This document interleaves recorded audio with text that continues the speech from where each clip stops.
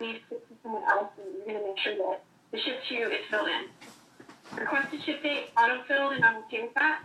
The SAP number, I don't know as a sales rep, so my SSR will fill that in at a later date. The customer phone, I'm going to fill in just in case. You need that information going across here. Not before date. I don't have a specific date, but if there is a date that you do not want the order to ship, so usually this comes at the end of the fiscal year for our schools.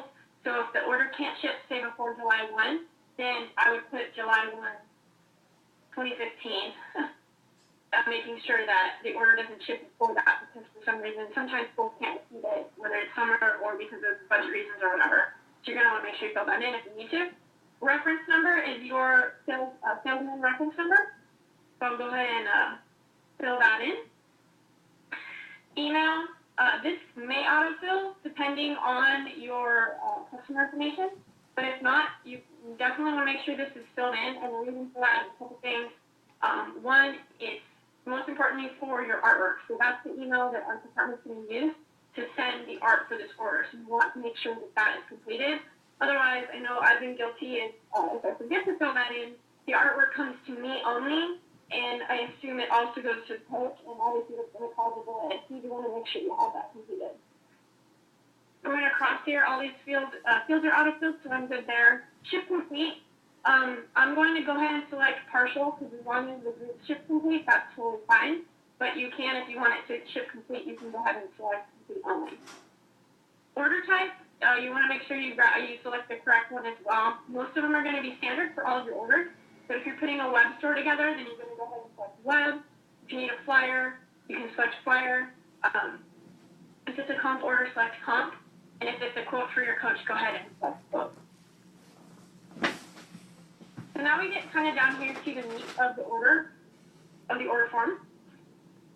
This order form will save us a lot of time, so I hope that everyone finds it as useful as some of us have. First of all, this first column right here is the article number. This is an SAP article number, so in some cases you don't know this information. The way that you would know it is if you're grabbing an item from one of our catalogs that has an SAP number in it. But a lot of times the SAP SKUs are not necessarily what the sales rep knows, so this sometimes will be left blank. The art article, this is where you're going to use the embellishment tab to find our articles unless you have them memorized. We also have, we have other information as far as, I think we have a spreadsheet available as well, but it is already as a part of this order form.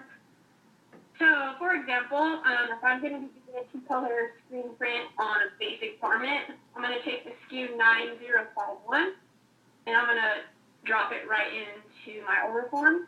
And you'll see that my prices are going to autofill, and it's also going to give me the description of what the embellishment is. Next, we are moving on to the vendor article.